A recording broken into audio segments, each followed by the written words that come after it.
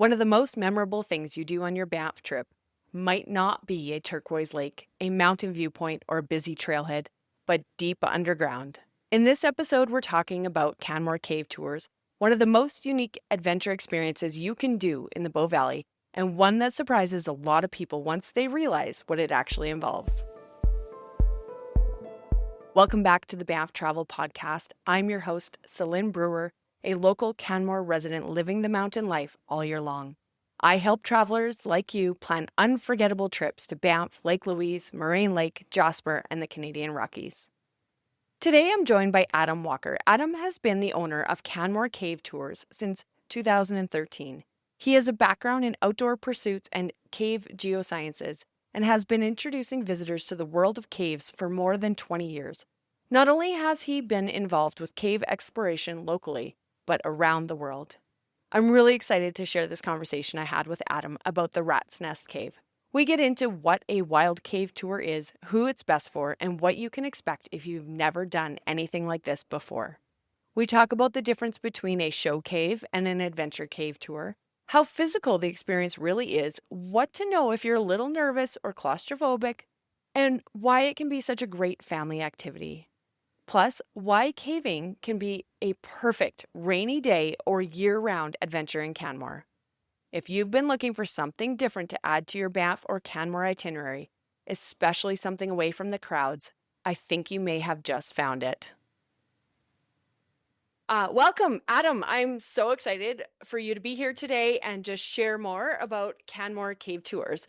I've been, trying to share them on my blog and mention them in other podcasts, but I think it's going to be so helpful for people to have you here and to actually hear about the exciting world of the cave tours here in Canmore. That's great. Thanks for having me. Appreciate it. All right, let's just hop right into all of my questions. Can you tell me just a little bit about yourself and how you became involved with Canmore Cave Tours? Sure. I started as a guide almost 20 years ago now. So it's a while ago. I had just come back from doing grad studies in the States. So I was down doing Nice. a cave geosciences master's degree and ended up in Canmore where a friend of mine happened to be doing this job guiding. We had met doing a degree in outdoor pursuits. So it was this kind of convenient meeting point of both my degrees and Totally. got to get into the guiding and loved the job. Loved meeting people and taking them into the cave and got to know the owners really well. And then over time, they just decided they were ready to retire, and I was just in a place where I could kind of take on the business. So that That's brings us here. amazing. Yeah, I feel like people come to Canmore and, start doing something and then it's really hard to leave Canmore it or happens a or lot, the I Bow think. Valley. Yeah. What do you love most about introducing people to the caves? Oh, there's so many pieces to it. Well, I love just telling the story of the area, introducing people to the Bow Valley, the mountains. For so many folks, the mountains are new and exciting, and that's fun to be For part of. sure. But the caves themselves are just really interesting. One, most people have never been caving before, so Right? to be part Yeah. of that really unique first experience is super fun.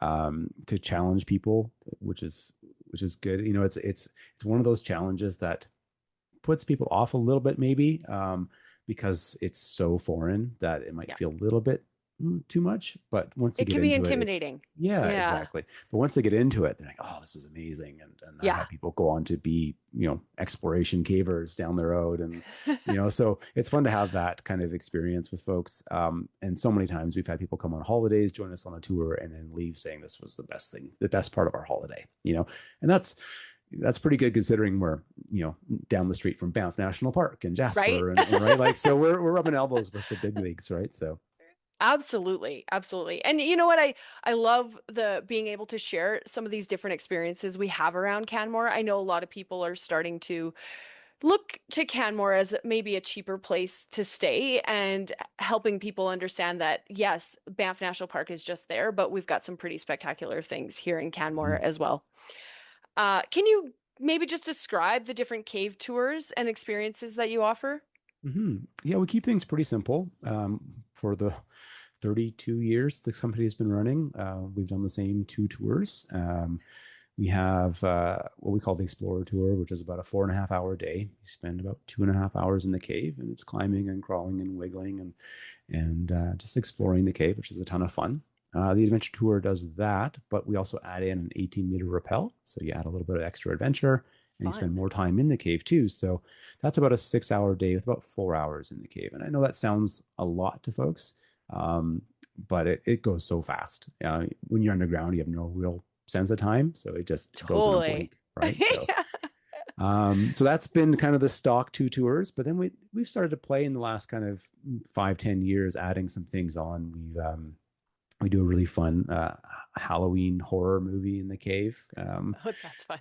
There's a kind of a famous cult classic cave horror movie called The Descent, and Okay. we show that one on tour just for Halloween. So that's a fun one. We've done some really fun concerts in the cave. In 2015, we did we call it Spirit in the Mountain. We took the local choir into the cave and sang Christmas carols for a couple of nights, which was pretty special. You're 10 stories underground listening to choral music, which was, yeah, pretty phenomenal. That's amazing. That sounds so Yeah. fun. So we're doing all kinds of kind of neat kind of experiences, mostly one-offs, just to mix things up a little bit, remind folks that we're around year round, so, and that's a big one for us, but yeah. That's such a good point, right? And I'm sure we would have gotten into that, but you guys operate all year round. So we're not just talking about a summer or a winter activity, but any time of year, right? Because the temperature must stay somewhat similar in the cave all year long. Not somewhat. It is 4.5 degrees Exactly. Celsius every day of the year. So it's very, very consistent, which makes it a great activity for rainy days in the summer, for those freezing cold winter days. It's always a good day to go caving. It's kind of our slogan. So, I love that. I love that. I'm going to use that when I put up the show notes. Always a good day.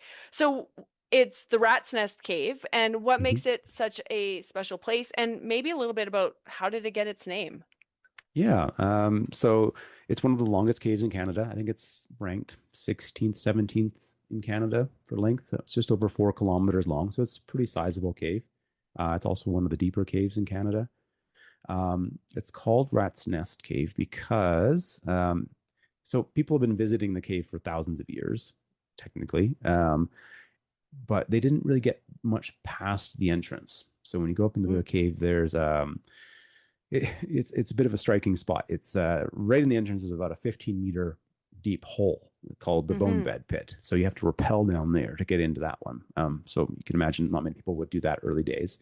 Yeah. Um, and then the other route that we take on our tours historically was plugged up by a pack rat nest. We have these little critters that live in the entrance called bushy-tailed wood rats. There's typically one of them, and they make their nest in the entrance. But they make a great big mess of all these bushes and branches and leaves and things. And so until 1972, no one had gone past that point. And then some cavers decided to kind of poke around, and they saw this pack rat disappearing behind the nest. Didn't come out again. And so they got kind of this idea, maybe there's more to it. So they pulled the nest away and found 4 kilometers of cave. So it was a Wow. kind of a big deal. Yeah. So not too long ago, really. Yeah, super interesting. All right. So, for somebody who's never done either a cave tour or maybe they've done one someplace else, Mhm. what can they expect as part of the tour? Yeah. So just to kind of clarify the cave tour idea, there's a couple different versions that you can get into. So um, when we say cave tour, a lot of people picture what we call a show cave. So it's Hmm. a great big cave with paved paths and handrails and lights and walkways and coffee shops, right? That you see those a lot in the U.S., some Which we lots see in like Europe. Carlsbad Caverns or something Yeah, like that, exactly. right? Like the Yeah. easy walking it through. Yep. Yeah, amazing experiences. They're really good at Yep. making them accessible. There's great education. The lighting lets you see really, really well in the cave. That's not what we do.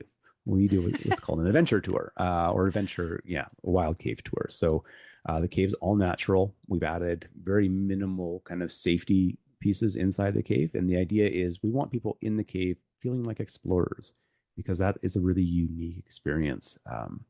So we dress you up head to toe in helmets and lights, knee pads, and gloves and coveralls. Really small groups. Maximum is 8 people per guide, Okay. and Hmm. we want it dark. That's the unique cave experience, right? So not a lot of lights, one per person, which is enough, but it when we turn the lights off, it is black. And Yep. how there's a lot of vertical, so you're climbing up and down, and so it's not a flat walking tour by any means. Hmm. Get a little bit dirty. We see things and do things, and it's a very immersive kind of experience, right? So yeah, very different from the show caves, but a great compliment. If people have done the show caves before, this is a really kind of great next step. And yeah, it's just a ton of fun. That does actually sound a lot of fun. So, you know, I guess the tour itself, sorry, I'm going a little bit off of the questions here, but the tour Mhm. itself is roughly 4 hours, 2 hours in the cave. What's the extra 2 hours? Like, what can people expect? Yeah, so the way the day works is we meet at our office in Canmore. We take a few minutes just to get everyone dressed in their gear. They have to size up on coveralls and things, use the Yep. restrooms, and then we drive from the office to the cave, which is about a 10-minute drive down the highway, not too far out of town. And then we have about a 30 to 40-minute hike to get up to the cave.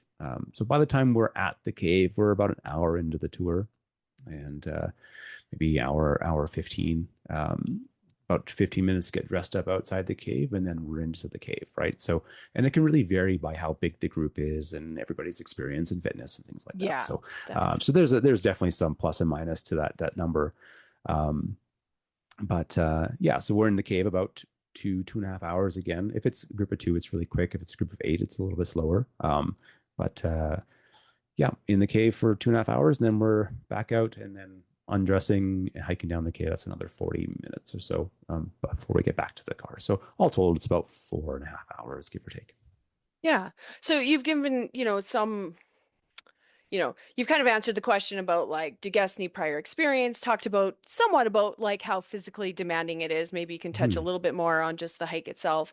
And also just from a personal interest level, how tight is it in the cave? Like, somebody that has, who's a little bit claustrophobic, how are they going to feel in there? Hmm. And, I'll let you answer that. And then I'll just talk a little bit about some of the caves that I've been in and like some of the, being somewhat claustrophobic, Hmm. how that plays into it as well. Maybe you can give some advice for that too. Sure. Yeah. So, I mean, this is the most common question we get, Yeah, right? absolutely. Um, I've been at like trade shows and outdoor shows where they'll look over and see our booth and shake their head and walk away. They Yep. don't even talk to us, right? Because that's just that kind of gut instinct is nope, not for me, Yep. which I totally respect. But I've also talked to a lot of folks who started there and then came into the cave and was like, no, this is amazing, right? Yep. So getting over those kind of misconceptions of what the cave entails is a challenge, which is why this conversation is so good. Um, Exactly. yeah, so start with the physicality.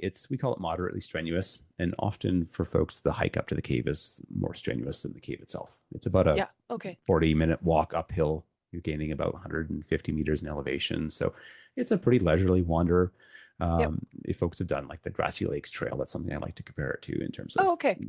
length and difficulty, right? That's a great comparison. Yep.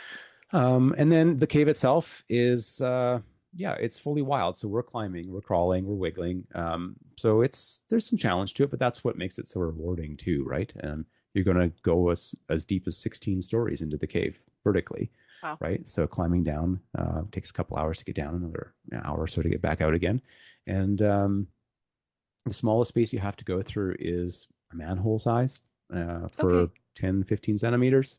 Um, Okay. but the vast majority of the cave is great big walking passages. Like I said, we've hosted concerts in the cave, 10 Yes, stories right. underground, right? So we've carried guitars and cellos and violins and all kinds. Okay, so just backing up a second. We had this amazing event in September called Cave of Dreams. We partnered with a puppetry troupe and I'm losing the word. Um, oh my gosh, I'm gapping. um, it was yeah, just puppets and music underground in the darkness. They had these amazing glowing puppets. Oh, So we that's turned so all the cool. lights off and cave opera. Sorry, that was the word I was going for. Puppet opera. Okay, so just put those together in your mind. Yeah. Yeah, so we hauled these puppets down 10 stories down into the cave too, right? So it's big. We can make it smaller. Those are optional. But the small space people have to go through is a manhole. So imagine making the biggest circle you can with your arms out in front of you. That's the hole you climb down. It's very, very brief. 99.9% of people are absolutely fine with that. Yeah. Um, so yeah, it's a non thing. It's just Yeah. getting people to try, right? And I would say most time the anxiety happens outside the cave, thinking about it, right? You spend a few minutes watching those silly YouTube videos, right? Scaring yourself before you come to the cave. And then, yeah, if you can trust us to get into the entrance, give it a go. After 2 minutes, it's fine. It's like hiking in the dark, right? Yeah. Scooching along on our backsides and climbing and crawling and wiggling. It's just a blast. So, That's um, good. I think that's exactly the thing. Like, someone like me who, and I'll fully admit I haven't done it yet. mhm, One was because I was like, wanted to know more about it because I am claustrophobic. And I also, I don't know if you know, but I have two kids. And so I thought this would be a really fun experience to do with them. And we can talk maybe about families and kids a mhm, little bit later because I know there's some age restrictions there. mhm, Um, but so I've always kind of like it's come up, when the kids were when we had our teachers strike in October, and I think you guys had a deal on for locals. I was like, "Oh man, we should go and do that." But so geez, what feels like a million years ago, my husband and I were in Belize and we went into the Crystal Cave there mhm, and did the whole caving, like some of it was rappelling down. I don't really remember the part where it was like a tighter squeeze. And as being somewhat claustrophobic, I was okay with it as long as I didn't have somebody who was like behind me that I didn't trust, right. like that I couldn't back out one way or the other. So this past year we went to Belize again and we went into the ATM cave. Have you ever been to the Not ATM been, cave but in I've Belize? heard of it lots. Yeah. Yeah. So I was a little bit like, oh, like I was like psyching myself out as we were getting closer. Like, I don't know if I'm going to be able to do this. And like, what if there's some really tight spots? And so a lot of the cave is all like walking through water and then you kind of Mhm, climb up and stuff. And then our guide took us back through. I noticed not everybody got to go through this same part, but like a tighter squeeze spot and like places that we had to go under the water and stuff like that. And it was amazing. It was so cool. It's one of the coolest caving things that I have done to date. But even being claustrophobic, like once you get in there and you're like, okay, I can do this. Okay, as long as it's not too long of a super tight section, mhm. and having that out kind of before me or after me. So hearing you talk about, the small section and a manhole size, I'm like, oh, I could totally do that. That not a big deal. Absolutely. Yeah, absolutely. And that's a big part of it. It's that self kind of realization. I would say people generally have a very poor idea of how big they are. And when you get Yeah. into a hole, with somebody in front of you who knows, that's the big part of it too, right? Yes. Is our guides are Yes. very, very good at one telling you if you can fit or not. They won't tell you to go Yeah. through something you can't fit through, and that's another realization. So we'll get you there. Yeah. Um, but yeah, it's funny. When you get a guest on a tour who's looking at a hole, it's like, there's just no way I can't fit through that. And Yeah. then they realize you could fit four of you through the same thing at the Right. same time, right? Like it's the perception is so strange. But I get it, and that's part of what makes the cave so much fun. Is that challenge and that self actualization, right? That realization. Oh my gosh, I can actually do this, right? Yeah. So, What a fun adventure. So I mean, we've kind of talked about this, right? People often arrive feeling nervous, but mhm. what do they consistently tell you that they loved the most afterward? I would their guide, honestly. Yeah. Yeah, if you Yeah. look at our reviews, almost everyone mentions their guide because it's a very personal connection. And the Yeah. guides are really good. They're so passionate about what they do. They're incredibly good at getting people to kind of push their boundaries and challenge themselves. But you're underground with someone for 2 to 4 hours. Like that's not a standard kind of tourism experience, right? And it's very close quarters with close friends, and often you end up at the pub having lunch together, right? You're making friends. Yeah. But beyond that, the experience itself, some people love the history, the natural history, the 7,000-year-old bones, the pictographs, the fossils. Some people just love the adventure side of it, right? So some people will love just sitting in the dark and listening to nothing because that's another kind of unique aspect of it. So it's a mix, and that's what I think what makes the tour at Rat's Nest so good is it's a really nice blend of things to do, things to see, the personal kind of interactions. Yeah. Yeah, That makes it's sense. it, I mean, it's guides are unique. so important. Mm-hmm. Absolutely. Yeah. Yeah. Uh, All right. So maybe we can just get into, who is it best suited for? Let's talk about families. Let's talk about, Mhm. that kind of stuff because you do really have with a small group tour, like, you know, I don't know if you do private tours, but does it make sense to bring kids on that? What are the age restrictions? That Mhm. kind of stuff. Yeah, so baseline minimum age for the Explorer Tour is 10 years old, Okay. and then for the Adventure Tour is 12. The main reason for the age difference on those is we need the children to be big enough to go down the ropes on the rappel. So Mm-hmm. they have to be heavy enough. And this is a conversation that comes up a lot on the phone. Is well, my child's 9.5. Can they go? Right. And for the last 33 years, we've been having this conversation, and our reality is we have to draw the line somewhere. Yep. And our priority is that everyone on the tour has a good experience. That's the child, that's the family, that's all the other guests on the tour. And we can't know for certain that a child's going to have a good experience or react in a way that is positive for them until we meet them. And so, just in our experience, 10 years is a fairly comfortable spot. Yep. Um, any younger, and we find the guide ends up spending all of their attention on the younger child, and the rest of the guests on the tour don't get to have much of a tour. So we want to prioritize that. The nice thing is the cave's not going anywhere. So, Yep. a child that's 9 years old this year is 10 next year. So just come and see us when they're old enough to actually appreciate and enjoy it. Um, and then we can give everybody a really great experience. So that's kind of where we're at for ages, but it's a phenomenal activity for families. I've seen some amazing dynamics in the cave. The great thing about the cave is it's that equalizer. Nobody's done it before, so Yeah. families come in with the normal dynamic of mom and dad are the boss and the kids are the kids. But then all of a sudden you get into the cave and then the kids are coaching mom and dad are coaching the kids, and it's Yeah. this really fun dynamic shift, and you can see it. It's definitely noticeable. The dynamics changed when they come out. And it's a giant playground. It's climbing and crawling and wiggling, and there's fossils and bones and all kinds of neat stuff to see too, right? So great activity for the kids. Yeah, and certainly having two kids like around, well, exactly those ages, that maturity level that comes with being part of a group tour, being able to respect and be considerate to the other people in the tour Hmm. as well, and being able to listen to the guide and all of that, I think makes a lot of sense. And Hmm. as they get older, they can appreciate it and, ask some questions and be interested in it. So that I think that makes a lot of sense. Yeah, and I'd rather Um, say no to a group coming on the tour than have them go home with a bad experience. That's Absolutely. our priority, right? So, and then there's a safety aspect and everything like that. So, yeah, that's exactly it. And for the rest of the guests too, right? Because that's Hmm. important too. So That's that right. makes a lot of sense.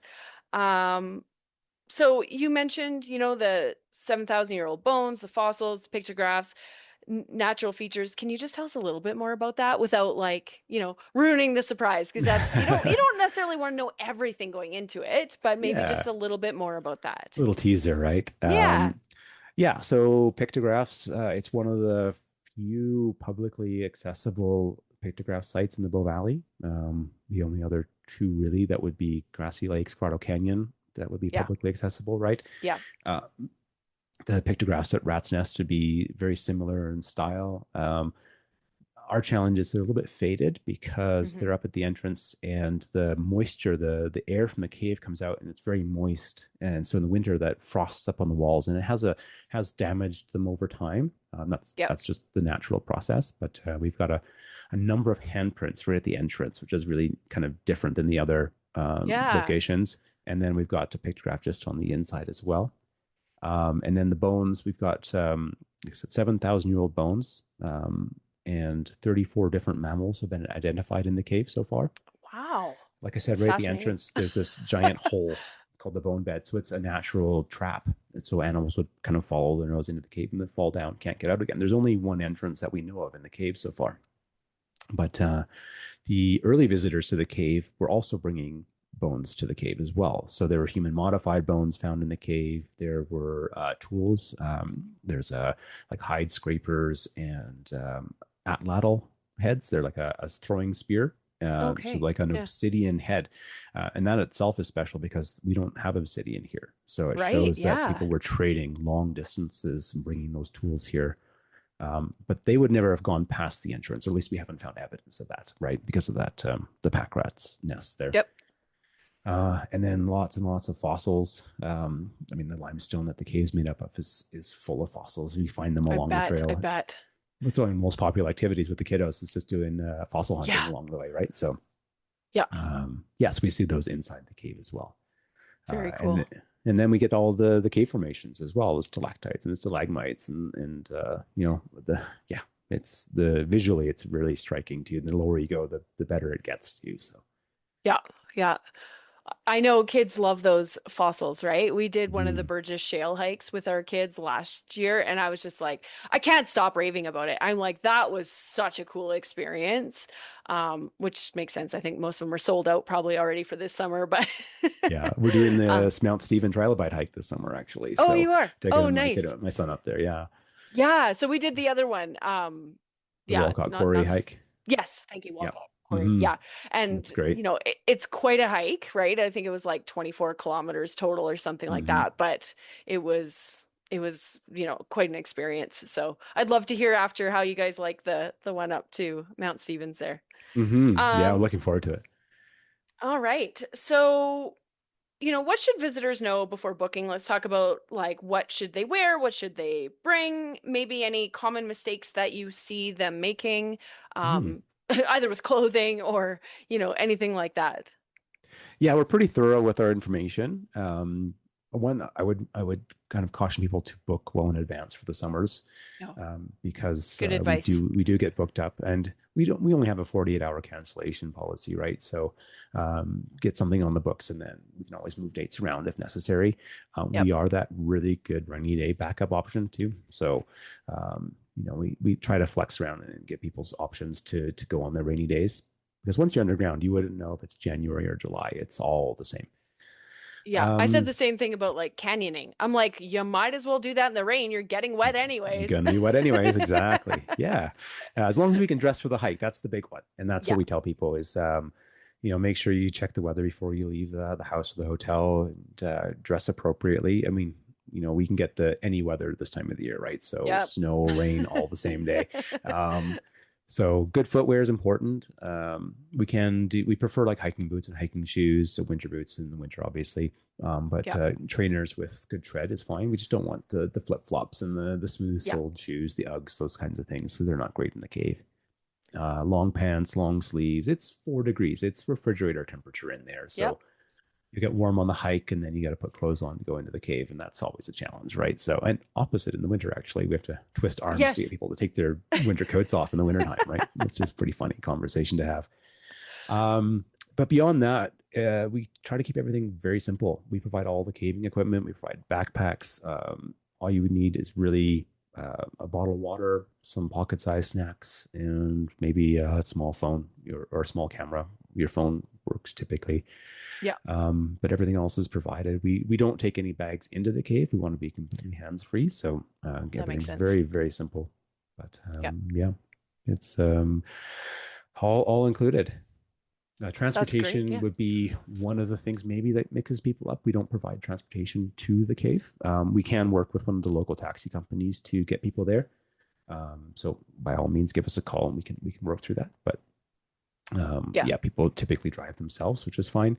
We just added a new location downtown for like retail bookings, things like that, and that's Oh, throwing okay. people for a loop right now. So we have a little shop right down on Main Street, where people can wander in and ask questions and look at maps and chat with us.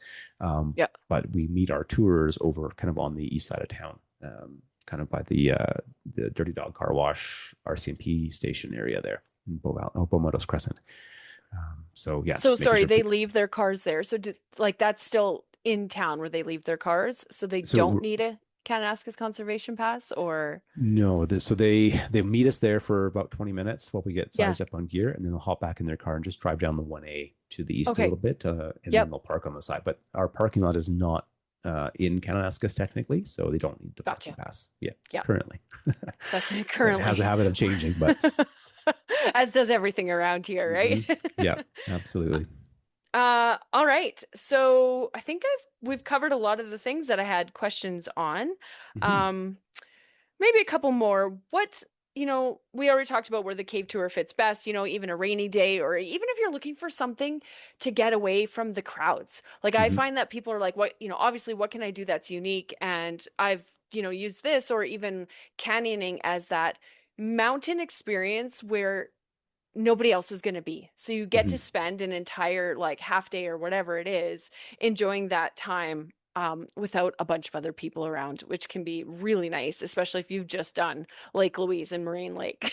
Yes, absolutely. And that's um, we manage the size of the groups. We don't allow it to get really, really, really big, right? Obviously, summer's busier, yeah, but you're not going to see crowds of hundreds or thousands, right? exactly. Yeah, And our whole goal is to make you feel like you're in the wild. So, yeah. So if you're looking for something with a little more space, yeah. pun intended. Well, yeah. Maybe some more space Yeah, there. that's right. So okay, so what would you tell someone who's on the fence about booking this? We've had they've listened to our conversation, they've heard all of this, and they're still Hmm. unsure. Maybe about, the adventurous nature of it, or, being nervous about going in a cave, that kind of stuff. The first thing I would say is give us a call, talk to us. We've done this for over 30 years. We've talked to thousands and thousands of people, and we can usually talk them off the fence and into the cave. Perfect. Usually, those anxieties are not well justified for this tour. Keeping in mind, we take 10-year-olds into the cave. We've had a gentleman who's 93 in the cave, right? So it is very Yep. accessible as long as people are up to the hike and the physicality of it. But again, it's not that physical. It's a hike to grassy lakes, right? Yep. And Yep. some moving around in the cave. I would start there. Reading the reviews is always a good place because then you get a different kind of spin on it. That's a great start. Watch our videos, not the scary ones on YouTube. So many times people tell me they're watching these crazy videos on YouTube, and obviously everyone's trying to make those as exciting as Of possible, right? course. That's how But you get views. yeah, exactly. But watch ours first. Yeah. That'll give you more of a realistic perspective, right? Come down to the shop and see us on Main Street. Come chat. We'll show you all kinds of things and talk you through it. The guides that work there that we're talking to are very good at coaxing people into it. Great. Yeah, that's Yeah. great.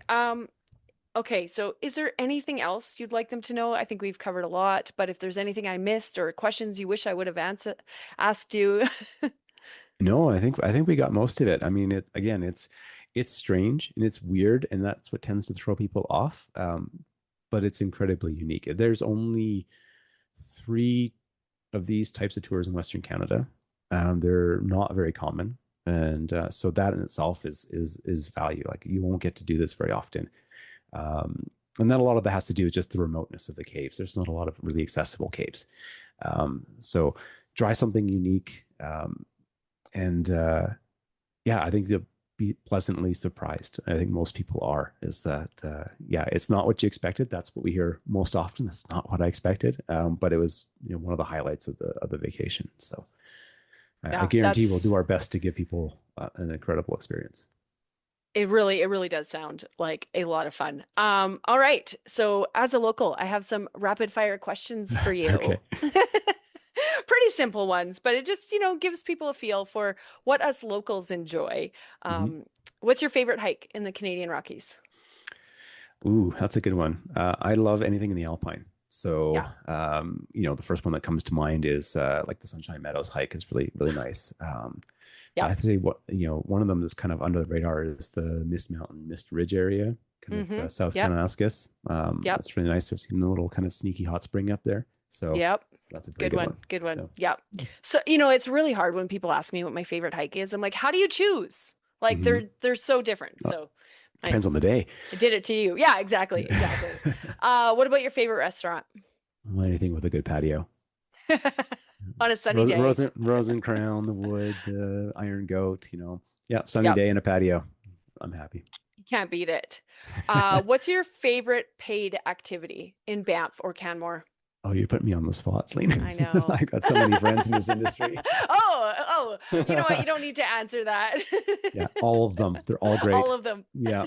Go with a guide. That's okay. So if you're new to the valley, pick a Yeah. guided adventure and go talk to them. Ask them tons of questions. We're all thrilled to talk to you. I Yep. think that's the big one. So if you're into the adventure stuff, caves, canyons, Via Ferrata, those are all kind of great options. If you want something a little more relaxing, the float tours on the Bow River are a phenomenal way to kind of see the area and get the local histories. There's lots of great options, but go guided. That's, I mean, we all know the secrets and the tricks, and you can ask Yep. those kind of questions, right? So, And we all love it here so much, right? Like I'm yeah. sure like when people listen to the podcast or listen to this episode, they're like, it's hard to miss that, how much we enjoy living here and doing all of the Hmm. things around here.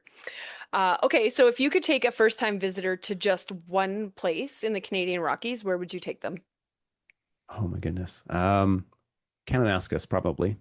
Um, Hmm. find somewhere quiet in the backcountry. Had a really good trip with the family. We did a canoe trip across Kananaskis Lake, Upper Kananaskis Lakes, and just Oh, camped on the other side of the lake.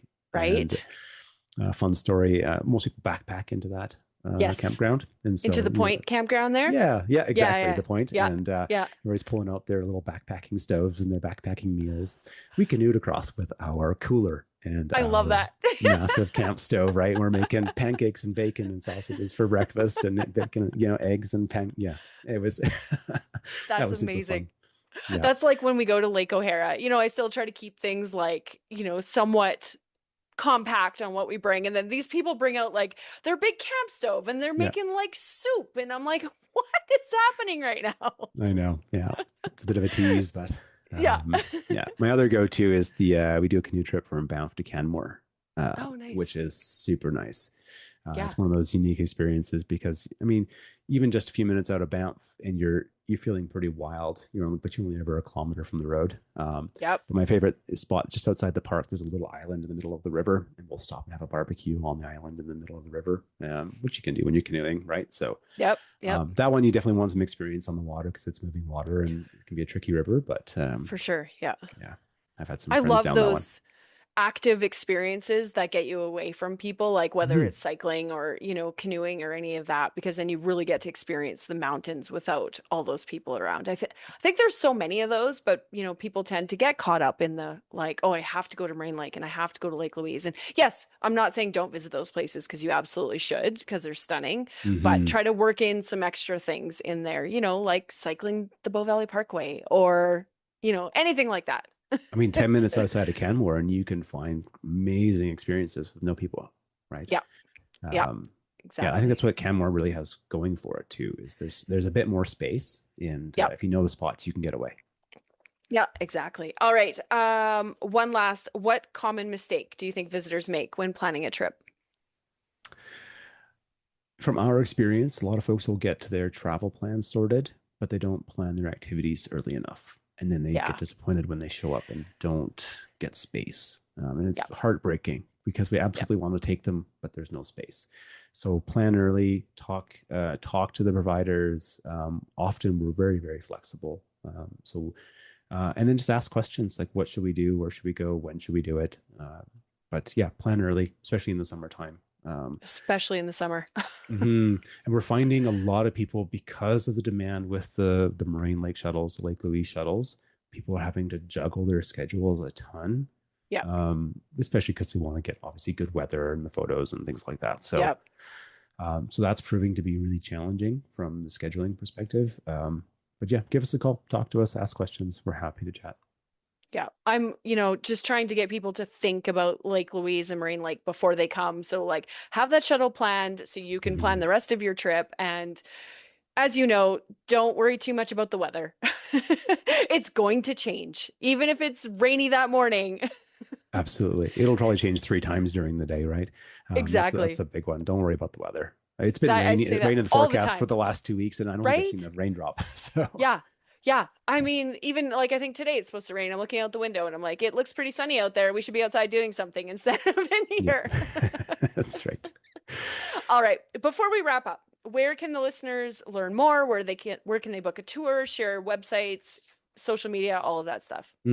I would say come down and chat with us on Main Street. We're pretty easy to find. And we're also at CanmoreCaveTours.com. So you can book everything online. Super easy. Lots of information there. On socials, you can find us on Instagram and Facebook at Canmore Cave Tours. So pretty simple. Perfect. hmm Nice and easy. Easy, All right. easy. Thank you again for joining me today. I'm really excited about having people listen to this episode. No, that's great. I really appreciate the invitation. Thanks, Lee. I hope this episode helped you get a better feel for what Canmore Cave Tours are actually like, especially if you've been curious but not totally sure whether caving is for you. I think this is one of those experiences that can be easy to overlook when you're planning a Banff trip, because so much of the focus is on Lake Louise, Moraine Lake, gondolas, hikes, and scenic drives. But that's exactly why it can be such a great addition. It's different, it's adventurous, it runs year round, and it gives you a completely different perspective on the mountains. And I really liked Adam's reminder that this is not a paved, lit up show cave. This is a wild cave experience where you're wearing the gear, moving through the cave, learning about the history and geology, and getting to feel a little bit like an explorer. If you're considering booking, make sure to plan ahead, especially in the summer. Tours can fill up, and this is the kind of activity you don't want to leave until the last minute if it's high on your list. I'll link Canmore Cave Tours in the show notes, and you can also find them at canmorecavetours.com or on Instagram and Facebook at Canmore Cave Tours. Thank you so much for listening to the Banff Travel Podcast. If you found this episode helpful, make sure you follow the podcast so you don't miss the next one.